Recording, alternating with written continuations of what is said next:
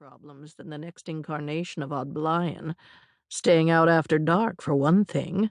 Will the great gates of the garden not be closed to you forever, little gardener? Unar raised the rain-speckled boar-knife higher as Edax came closer again.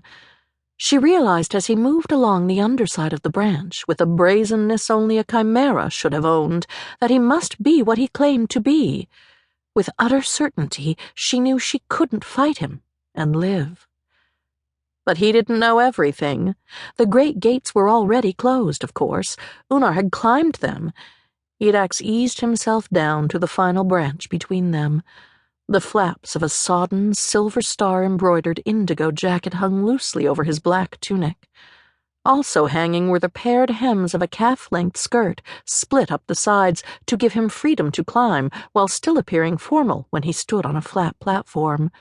She couldn't see if he was barefooted like she was, or wore boots. "I came for that," she said, indicating the bundle below them with her knife tip, not looking away from him. "And what is that, exactly?" he asked.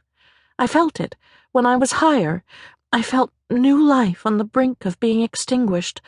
Audblayin shares that power with all of us, so we can tend the garden."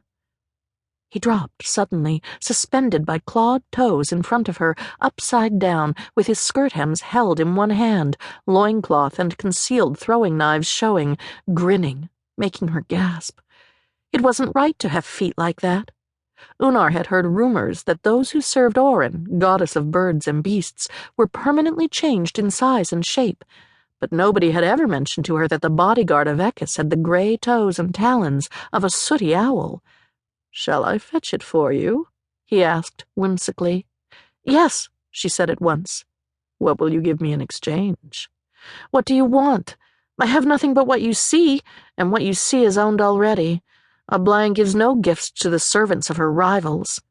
"She owns you while you're in Canopy," Edax said salaciously, "just as my oaths keep me celibate while I, one who walks in the grace of Ekis, find myself in Canopy. This is Understorey." Unar cursed. "This is Understorey," she agreed. "Your goddess-given abilities to walk sideways and upside down won't work here, will they? Your tears will melt neither bones nor iron bars. Why did you offer to fetch it when you can't reach it? You're a liar. You're wasting my time." His owl talons were able to encircle the smaller branch that he hung from, but they couldn't penetrate the bark of the gapax tree. New life on the brink of being extinguished. That bundle stuck in the tree fork could be the baby, Imeris, only 14 days old. Unar had never met the baby's father, the merchant, Epitut. Imeris had fallen some 10 hours ago. Everybody was looking for that baby, though. Epitut had offered a huge food reward. He'd even paid the servants of the death god Atwith in order to learn that the child's spirit had not yet passed under their master's eye.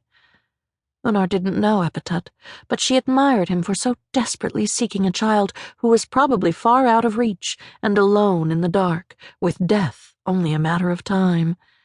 Except that I have surely found her. Edax continued to grin and watch in silence while Unar stubbornly roped the wet, lichen-dappled bough of the great gapax tree. It was slippery, dangerous work. The tree was taller than 700 men standing on each other's shoulders, and falling wasn't the only risk. Understorians could be lurking anywhere in the gloom. Worse, the longer she stayed below the border of Canopy, the more the arcane aura faded from her skin. By morning, the unseen magical barrier she'd passed through so easily would no longer admit her back to the high stratum that was her home. 10 hours since the baby had fallen. Perhaps Imeris's aura was gone already, but Unar had to try. Nobody had tried to get Unar's sister back a decade ago, when Ison had fallen. Ison had fallen during the monsoon. Unar paused with her fists tangled in rope, remembering. The rain had seemed to hang, fixed like spiderwebs. Water ran off branches unpredictably.